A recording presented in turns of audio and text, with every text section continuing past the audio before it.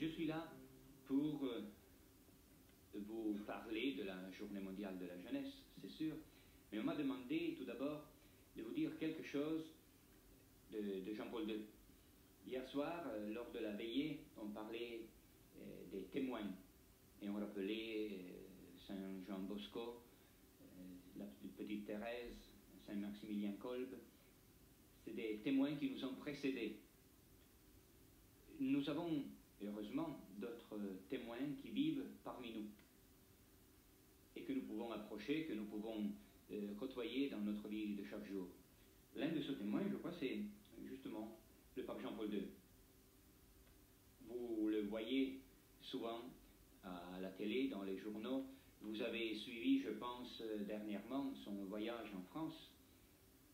On dit plein de choses du pape et on essaye toujours de le définir, de donner une définition.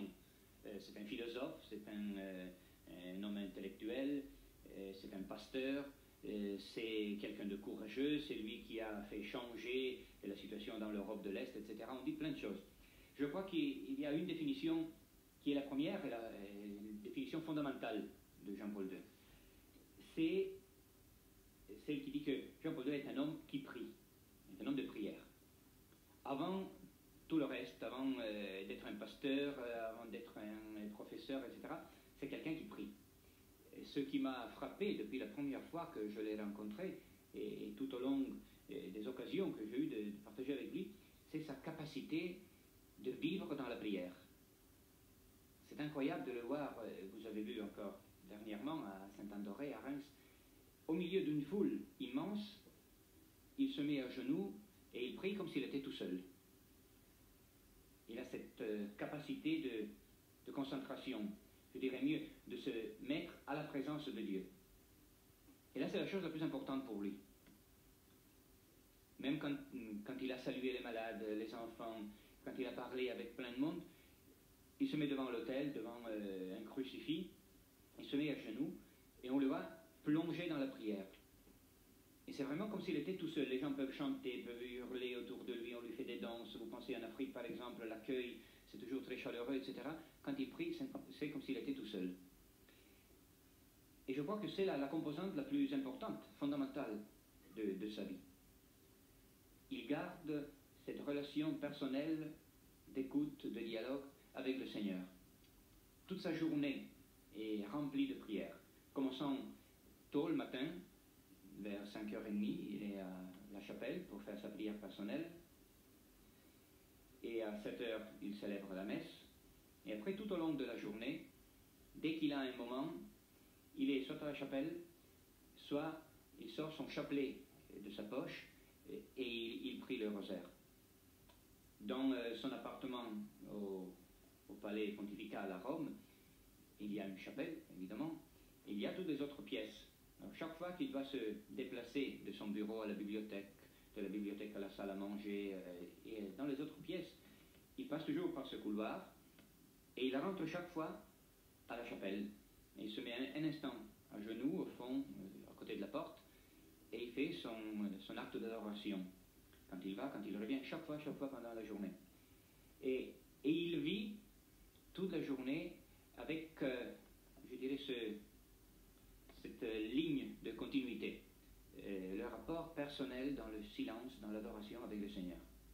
Même pendant les voyages pastoraux qu'il accomplit, quand il doit se déplacer en avion, en voiture, en bateau, en hélicoptère, etc., c'est toujours soit avec son bréviaire, soit avec son chapelet. Et tout le temps, je me souviens un jour, on se rendait en Corée pour le Congrès Eucharistique International, et il est toujours assis à côté de la petite fenêtre dans l'avion. Il avait son bréviaire, il priait de temps à autre, il fermait le bréviaire et regardait en bas, longuement. Après, il levait sa main et faisait un petit signe de croix. On était en train de survoler la Russie, juste par hasard. Et après, il reprenait la prière et encore, grand silence en regardant en bas et encore une fois un signe de croix. Probablement en pensant aux gens qui vivent là-bas, etc., et demander la bénédiction du Seigneur. Je vous disais donc le matin,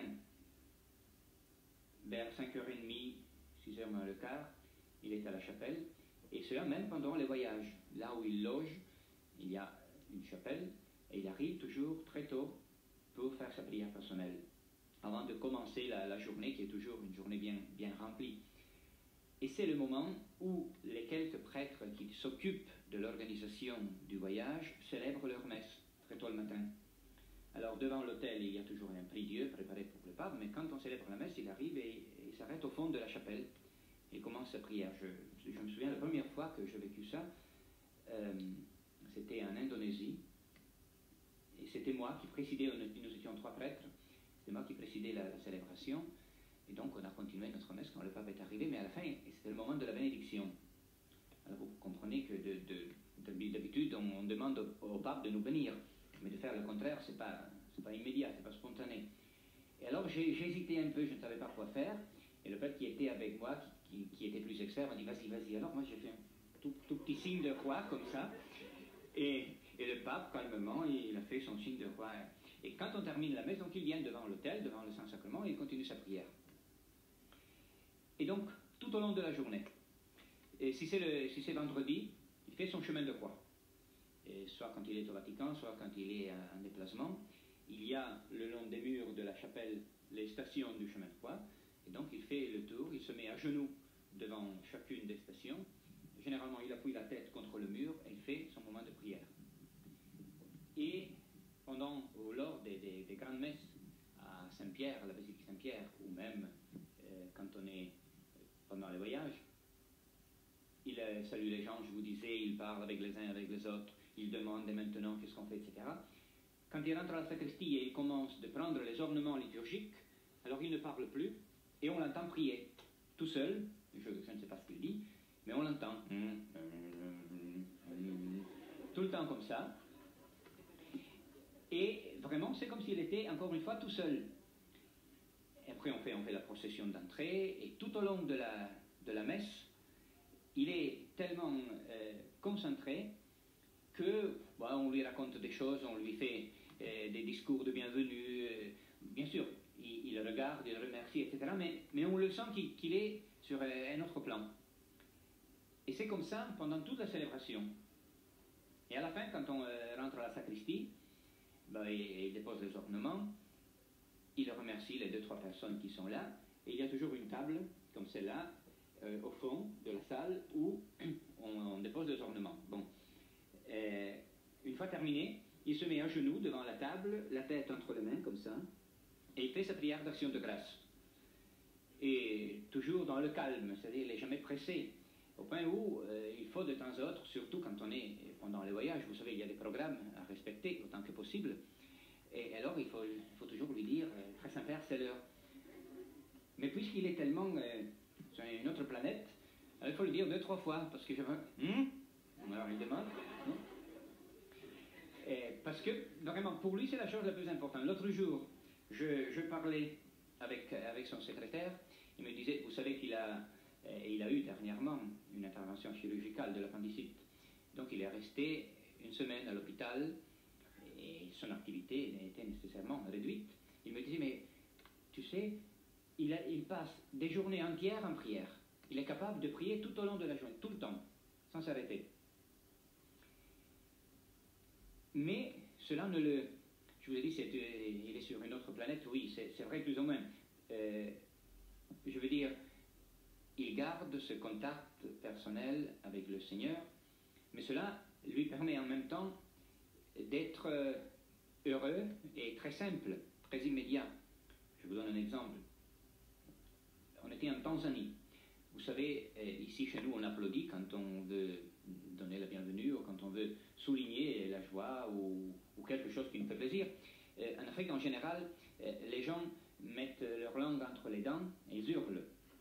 C'est leur façon de dire la joie. Très bien. Alors, le pape avait fait le tour de l'assemblée et il y avait 2 religieuses africaines qui avaient préparé la sacristie et qui m'avaient demandé est-ce qu'on peut saluer le pape quand il arrive. Alors, bien sûr, ils se sont placés à côté de la porte d'entrée. Et quand le pape est arrivé, une fois le tour de l'assemblée terminé, il est arrivé avec son pape mobile, vous voyez, c'est affreux, machin, dans lequel...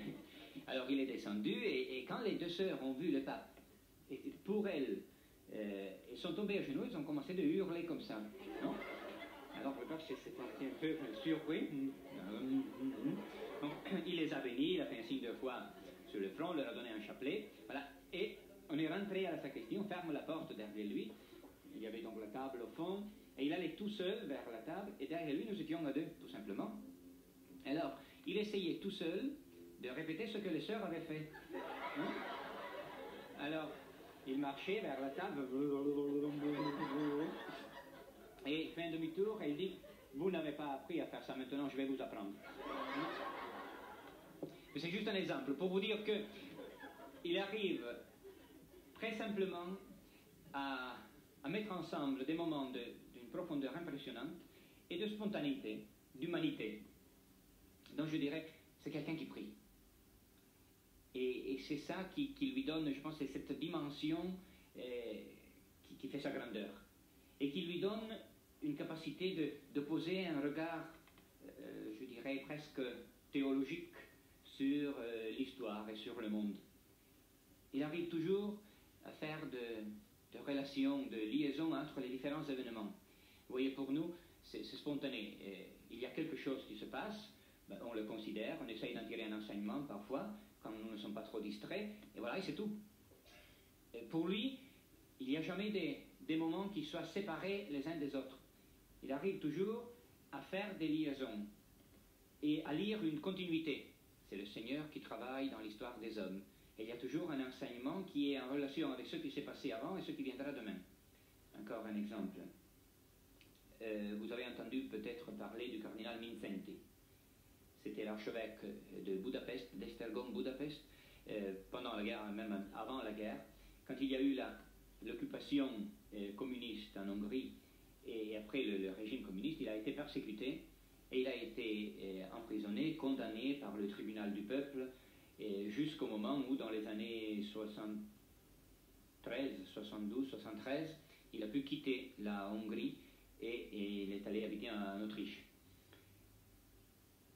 Alors, en 91, après la journée mondiale de Częstochowa, le pape s'est rendu en visite en Hongrie. Il y a eu une visite à la basilique d'Esztergom, là où le cardinal Mindszenty est enterré. Et après, le pape rendait visite au président de la République, au palais du gouvernement à Budapest. C'était une visite privée, donc on est venu sur le Danube d'Esztergom jusqu'à Budapest. C'était en fin d'après-midi. Le pape est rentré au palais, mais la radio, évidemment, donnait, au fur et à mesure, un peu on faisait les commentaires de l'activité du pape. Il y a eu la rencontre avec le président, la rencontre avec les ministres, avec le corps diplomatique, ce qui a pris 2h30 presque, et entre-temps la nuit était tombée. Mais quand nous sommes sortis du palais, il y avait la place qui était remplie de monde, en silence, et beaucoup de monde avait une bougie à la main. C'était quelque chose de spontané, les gens s'étaient rassemblés pour voir le pape, pour le saluer. Et quand ils ont vu le pape qui descendait, il y a un grand escalier devant ce bâtiment, quelqu'un a commencé de chanter Christus vincit. C'est un chant liturgique ancien qui dit « Le Christ est vainqueur ». Et il y avait toute la place qui chantait, la bougie à la main, c'était vraiment un moment très intense, émouvant. Le pape aussi était très touché, et il s'est arrêté un instant sur l'escalier, il a écouté, après il est descendu, il a salué les gens, et on est reparti. Donc pendant le dîner, nous on faisait des commentaires, et on disait « Mais c'était beau, c'était très... » même l'image qu'on voyait du haut des escaliers, c'était quelque chose de très touchant de voir ces gens chanter, c'est très beau. Voilà, c'est tout. C'est ce que nous avions tiré de ce qu'on avait vu. Et le pape, de dire, je pensais à ce moment-là que c'est depuis ce palais-là que les ordres de persécution pour l'Église catholique sont partis pendant 40 ans de gouvernement communiste. Et c'est là, et ce n'est pas ailleurs, que la foi du peuple de Dieu proclame que le Christ est vainqueur. Personne d'entre nous y avait pensé. Et lui, immédiatement dit, c'est là, ce n'est pas pendant une autre célébration, lors d'une rencontre quelconque, etc. C'est là que spontanément, la foi du peuple de Dieu proclame que Dieu est plus grand que les hommes et que Dieu demeure le Seigneur de l'histoire. Pour vous dire donc cette capacité de rentrer dans les événements, pas simplement de regarder la façade, mais d'aller en profondeur, d'aller à l'intérieur. Je crois que cela lui vient de ce dialogue et de cette communion profonde qu'il a avec le Seigneur. Donc un homme qui prie. Mais puisqu'il prie, je crois, il est capable d'aimer. Parfois on pense que c'est presque impossible d'aimer vraiment si on n'est pas capable de prier. Jean-Paul II est un homme qui aime, et nous sommes tous appelés à aimer, de par notre vocation baptismale. Lui, il aime en répondant à sa vocation de prêtre. Vous savez qu'il a célébré hier son 50e anniversaire d'ordination sacerdotale. Et il disait dans l'homélie hier matin à Saint-Pierre, pendant ces 50 ans, je n'ai jamais laissé un jour sans célébrer l'Eucharistie. Et c'est le centre de ma vie, c'est le mystère de l'amour de Dieu que je célèbre tous les jours, que le Seigneur m'a donné de célébrer tous les jours, et c'est cela qui m'a soutenu jusqu'à aujourd'hui. Donc un homme qui aime et qui prend en charge ce que le Seigneur lui confie. Et si vous avez vu le livre qu'il a écrit, Entrer dans l'espérance, il parle de son ministère sacerdotal. Il y a un chapitre où il parle des jeunes, et il dit, c'est depuis mon jeune âge, mon plus jeune âge, depuis que j'ai été ordonné prêtre, que j'ai toujours aimé les jeunes et j'ai voulu les accompagner. Et pendant ces dernières années, il a souvent rappelé que sa souffrance, vous voyez comment ce pontificat est marqué par la souffrance physique, en commençant par l'attentat en 81 et tous les autres problèmes de santé que le pape a eu jusqu'à présent. Presque un chemin de croix là aussi, non? Il disait dernièrement, mais c'est ma souffrance que je peux offrir à l'Église universelle. Et c'est par ma souffrance physique que je veux continuer de servir et d'aimer l'Église. Et puisqu'il aime, il arrive aussi à prendre en charge les attentes, les problèmes, les défis du monde actuel. Vous savez peut-être combien, par exemple, il a parlé, combien il est intervenu lors de la guerre du Golfe. Combien de fois, surtout, il a parlé de l'homme, de la dignité de l'homme, de la vie qui est sacrée et qui est don de Dieu, que nous devons accueillir et respecter. Combien de fois il a parlé, il s'est battu pour le respect des valeurs qui sont inscrites au fond du cœur de l'homme, pas nécessairement des catholiques. Jusqu'au point où il est, au niveau international, il est reconnu comme l'un des grands défenseurs de la dignité de l'homme et des promoteurs de la paix et de la justice. Tout cela, je crois, lui vient de cette relation personnelle avec le Seigneur. C'est le Seigneur qui lui permet de dire que l'homme est le chemin de l'Église. C'est cette relation avec le Seigneur qui lui permet d'écrire que le Christ est le Rédempteur de l'homme, de tout homme, là où il est aujourd'hui.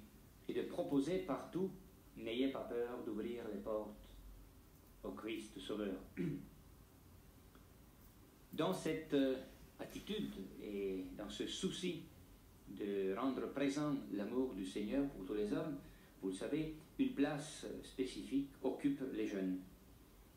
C'est depuis toujours qu'il a voulu accompagner les jeunes dans le chemin, dans leur pèlerinage de la vie, mais c'est depuis qu'il est devenu pape qu'il a tout spécialement appelé l'Église universelle à se rendre compte. On a toujours travaillé avec les jeunes et pour les jeunes dans l'Église. Il n'y a rien de nouveau, on n'a rien découvert. Mais c'est depuis que Jean-Paul II est devenu pape qu'il y a eu plusieurs activités, plusieurs initiatives qui ont pris place, qui ont démarré ici, là, partout, pour la proposition de la foi aux jeunes, pour les accompagner dans ce moment de la jeunesse, qui n'est pas simplement, dit le pape, un moment de passage. On n'est pas jeune dans l'attente de devenir adulte, et on n'est pas jeune parce qu'on a terminé l'âge de l'adolescence. On est jeune parce que la jeunesse est une grâce, dit le pape. C'est une époque de la vie importante qui ne reviendra jamais plus, et que donc il faut vivre pleinement. Alors il rappelle à la conscience de l'Église ce qu'il fait, ce n'est pas lui, Jean-Paul II, mais dans la personne du pape, c'est l'Église tout entière qui se penche sur les jeunes. Et il rappelle à la conscience de l'Église ce devoir, cette urgence. Il faut être présent à côté des jeunes dans le moment de la jeunesse. C'est une grâce du Saint-Esprit, il dit, qui est donnée pour la construction de la personne, de l'Église et de la société. C'est aux jeunes, alors, de vivre pleinement, je dirais, intelligemment, cet âge qui leur est donné. Cela ne reviendra jamais plus. Donc, il faut l'utiliser. Et le pape rappelle, c'est lors de la jeunesse, c'est de quelques oui et de quelques non qu'on dit entre les 18 et les 25 ans à peu près, qui peuvent dépendre la réussite ou l'échec de toute une vie. Donc ce n'est pas simplement un moment de passage. On n'est pas jeune pour attendre de devenir adulte et de prendre des décisions et de prendre des responsabilités. On est jeune pour être jeune. Et les jeunes ne sont pas en dehors ou à côté de l'Église. Et l'Église n'est pas à côté des jeunes. Mais les jeunes sont l'Église. Et ils ne sont pas simplement l'Église de demain. On entend souvent dire, non, vous êtes l'Église de demain. Quand on s'adresse aux jeunes, on dit souvent, vous êtes l'Église de demain, vous êtes la société de demain. C'est vrai. Les adultes de demain, c'est vous. Mais vous n'êtes pas en dehors de l'Église aujourd'hui, rappelle le pape. Vous êtes dans l'Église et vous êtes l'Église. Alors il a voulu même donner une expression à cet amour qu'il a pour les jeunes et à la confiance qu'il leur fait, en inventant en 86 la Journée mondiale de la jeunesse. Vous en avez entendu parler là aussi, Denver, Manille dernièrement, et encore avant, Częstochowa, Saint-Jacques-de-Compostelle et Buenos Aires. Donc, il a proposé à toute l'Église une journée pendant l'année, généralement le dimanche des Rameaux, pendant laquelle les jeunes du diocèse se rassemblent autour de leur évêque. Tous les jeunes, les aumôneries, les paroisses, les mouvements, les communautés, etc. On se retrouve tous ensemble avec l'évêque pour prier, pour partager, pour se former, pour faire la fête et pour repartir, pour raconter ce qu'on a vécu. Donc une proposition est offerte à tous les diocèses, à toutes les églises locales, d'avoir un moment pendant l'année pendant lequel on se retrouve ensemble, les jeunes, leurs aumôniers, ceux qui les accompagnent, l'évêque, pour célébrer ce qui nous rassemble, donc le Christ. Une sœur est venue me demander pendant qu'on chantait de vous raconter mon histoire. Vous savez, c'est une histoire très simple, donc c'est pas tellement intéressante. De toute façon,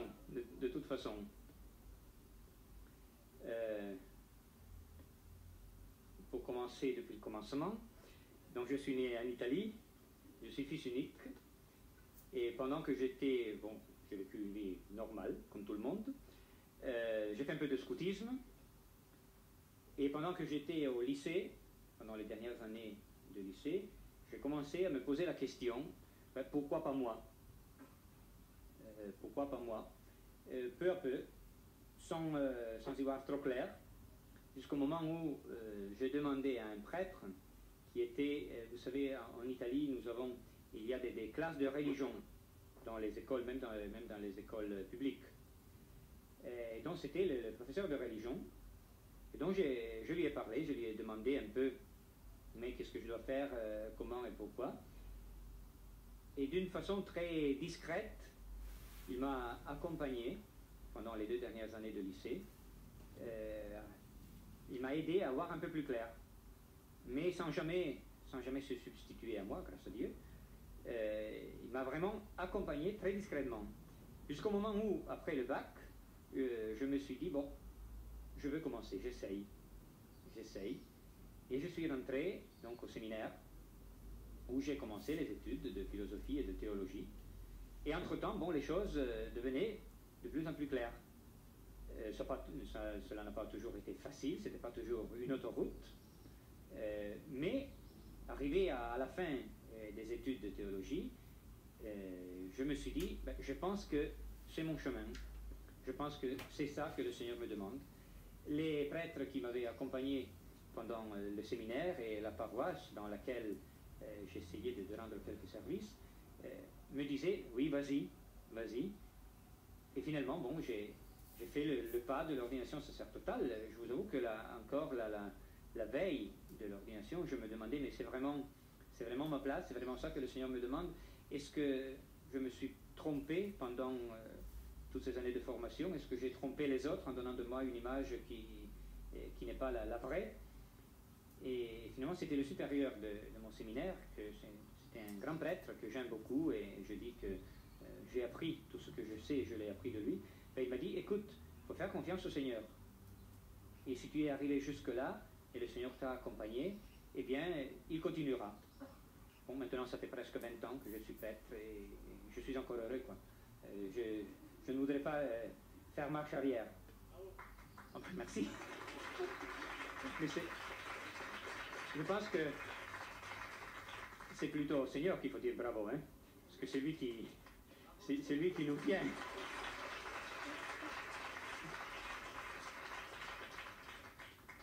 Bon, après l'ordination sacerdotale, j'ai continué des études à Rome. Entre-temps, mon évêque m'avait envoyé étudier à Rome, à l'université grégorienne, où j'ai fait donc de la théologie.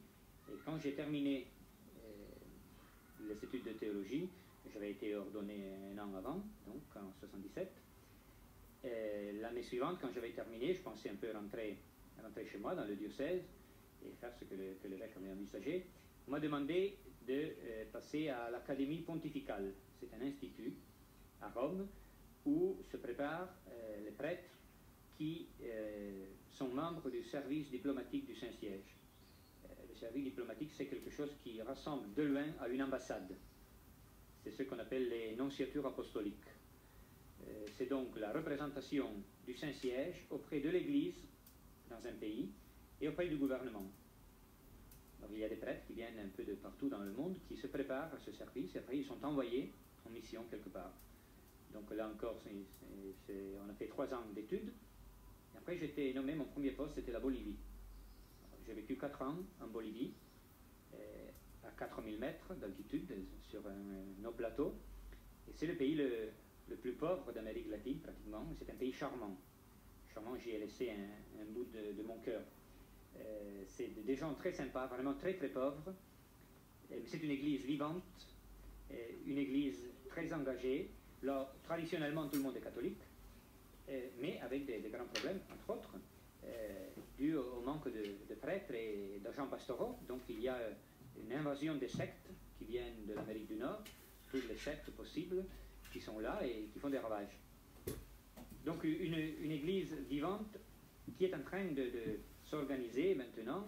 Il y a plusieurs jeunes au séminaire, donc il y a des vocations, mais pour l'instant il y a encore un grand manque d'agents pastoraux. Donc la Bolivie. Après, j'étais envoyé au Cameroun. J'ai vécu 2 ans au Cameroun. Là encore, c'est une autre église très différente. Vous pensez aux églises de l'Amérique latine, ça fait quand même 5 siècles d'évangélisation et de vie chrétienne. Donc il y a une mentalité chrétienne, il y a toute une structure d'église, une tradition chrétienne. En Afrique, il y a 1 siècle.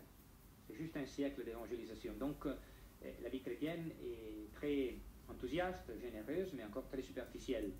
Il s'agit de permettre à l'évangile de mettre des racines dans la culture africaine. Donc c'est une église, là aussi, une église vivante, mais qui est encore à la recherche de sa physionomie. Et après l'Afrique, j'étais envoyé en France, à Paris. Je ne dirai rien de l'église de France, parce que vous la connaissez mieux que moi. J'ai vécu 3 ans à Paris. Et finalement, j'ai été rappelé à Rome, où pendant 4 ans, j'ai fait tous les voyages du pape. La préparation des voyages et les voyages eux-mêmes. Ce qui m'a donc permis d'apprendre les quelque chose que je vous ai raconté ce matin. Et depuis 92, je suis au Conseil pontifical pour les laïcs comme responsable de la section jeunes. Ce qui donc me conduit un peu partout dans le monde pour des rassemblements de jeunes. je vous parlais des Journées mondiales de la jeunesse, mais pas simplement ça, il y a plusieurs autres initiatives d'accompagnement des jeunes qui ont pris origine pendant ces dernières années grâce aux paroles et à l'attitude du pape, je dirais. Et maintenant, on essaye un peu, notre mission est celle de les soutenir, de les encourager. Alors quand je rencontre des jeunes ici, là, je pense toujours aux jeunes que j'ai rencontrés auparavant. Je veux dire, permettez-moi de vous le dire, quand je suis là, je rends présent ici, parmi vous, les jeunes que j'ai rencontrés un peu partout dans le monde et qui font les mêmes choses que vous faites. Donc qui étudient, qui travaillent, qui essayent de vivre en chrétien et qui essayent de prendre leur place dans l'Église et dans le monde. C'est donc ce ministère universel qui m'est confié maintenant et qui est pour moi un enrichissement unique. Il y a si vous voulez quelque chose de beaucoup plus personnel, c'est cette proximité du Saint-Père. Je vous ai dit quelque chose ce matin. Ce qui me frappe beaucoup, c'est la profondeur de sa prière. Et c'est, je crois, une grâce particulière qui m'est donnée, celle d'être proche du Saint-Père. On le voit pendant les liturgies, en général, partout. Le risque, c'est celui de s'habituer. On s'habitue aux belles choses, n'est-ce pas? Et donc, on risque de ne plus les apprécier dans leur plénitude. Quand on côtoie la première fois le Saint-Père, quand on le rencontre, on est subjugué par la personnalité, par tout ce qu'on dit de lui, etc. Donc on reste, on voit toujours des gens qui ont une grande envie de parler avec le pape. Quand je verrai le pape, je lui dirai ça, ça, ça et ça encore. Et finalement, quand ils sont devant le pape, ils restent là, la bouche ouverte, ils ne savent plus quoi dire. Hein? C'est l'émotion du moment, c'est et cela m'est arrivé à moi aussi, la première fois que j'ai rencontré le pape. Mais après, on commence à travailler avec lui, et on devient presque familier, et donc on risque de perdre l'attention à cette richesse et à l'enseignement qui rayonne de lui, même quand il ne dit rien, il ne fait rien. Alors là, c'est une dimension de ma vie actuelle, c'est d'être proche du Saint-Père et d'essayer d'être éveillé, de rester toujours éveillé à cette richesse qui émane de lui. Et la deuxième, c'est cette dimension internationale, je vous disais, le fait d'aller un peu partout dans le monde, de rencontrer des jeunes, de participer avec eux à des rassemblements régionaux, nationaux, internationaux, ou même aux Journées mondiales. Ça fait voir, ça me permet de voir la richesse et la différence de l'Église et de tous ceux que l'Église fait dans le monde. Cette présence de disciples, l'Église assume cette attitude de disciple du Christ, avec des moments plus lumineux dans son histoire et des moments plus sombres, mais c'est pourtant et toujours cet effort de vivre l'écoute et la mise en pratique de la parole du Seigneur. Donc c'est cette dimension universelle qui m'est donnée actuellement et que j'essaye, comme je peux, de partager aussi avec vous. Voilà, petite histoire.